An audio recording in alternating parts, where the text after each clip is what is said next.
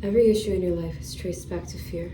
The reason why it's important to know this is because if we think about the opposite of fear being trust, hold on to that idea, and then look at fear and see how it births two kinds of behaviors, force and resistance. They're two sides of the same coin. When you're afraid of life happening, you either force it to hurry up or force it in a different funnel, different direction, or you resist life happening. This is your kingpin. This is what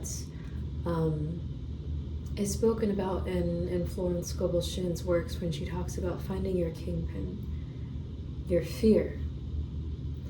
Because when you're being forceful or resistant, you're rebelling against your own life and you are building this dam in life, because you are life. And you're clogging yourself up, you're congesting yourself, you're suffocating yourself. And so if you understand, okay, meditate, what am I afraid of? Give it a name. I'm afraid of being rejected. I'm afraid of losing. I'm afraid of being homeless. Sit with that fear. What is it telling you? It's telling you that there is something happening in your life that might have to do with that theme. But it's not that you're going to become homeless. It's not that you're going to be isolated for the rest of your existence or be imprisoned in some way. You're undergoing something that has to do with themes of freedom, themes of stability. And because this theme is being brought up in your life, you have all these associations around this thing because of what has happened in the past that has brought you close to or either in a state of homelessness, rejection, isolation, loneliness, despair. So when it is being brought up again and you put all your attention into forcing or resisting a certain outcome, you're only feeding that result. Whatever you give attention to, that is exactly what grows. You cannot expect anything to shrink if you are focused on it. You need to find other ways to cultivate, to really foster and nurture a sense of peace outside of creating physical stability, outside of seeking external validation. You need to have a sense of peace that stands on its own, or else you will always be tested when it comes to what, and I say tested because it's going to seem like you're being tested and challenged, but really it's because you're only giving your attention towards it. And it will seem as though you have this endless loop of problems around this one thing and you're like very frustrated because you can't get rid of it, seemingly. And it's because you're so afraid and attached to a certain outcome, and this has become the center of your life and the center of your being. And so of course you'll keep experiencing all forms of that thing, this force in your life that you orbit.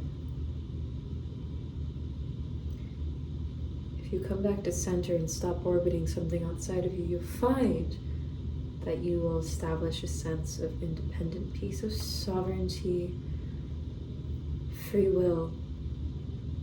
You will understand what it really means to be free, to make your own decisions based on what feels good, not motivated from a place of fear.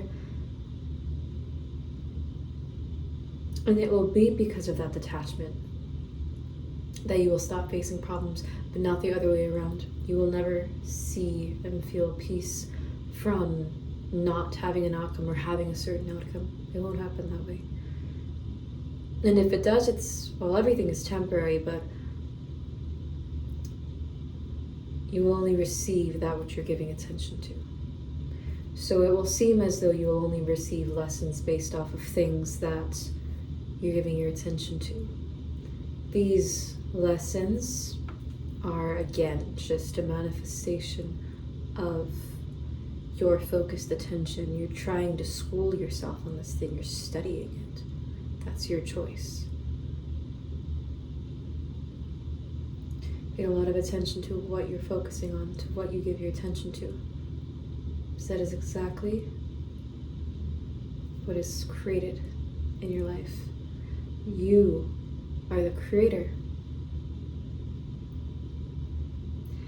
And your wand is in your attention. It begins with your attention.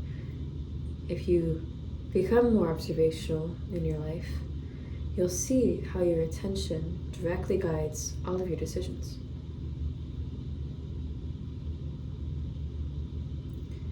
If you allow yourself to have a say in where your attention goes, then you will begin to have more of a say in what happens in your life.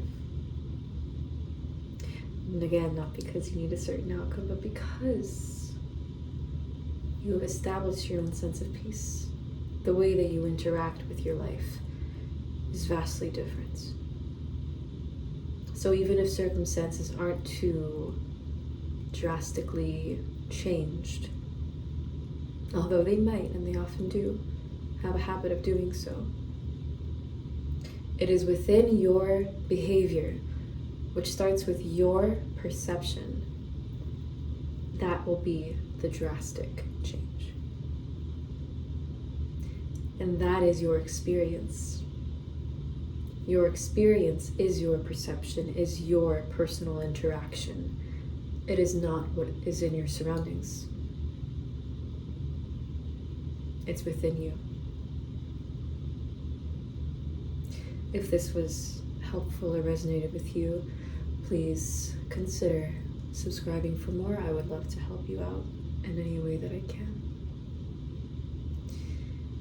In any case, I trust that I will see whoever enjoys this kind of content soon. Take care. I love you so much.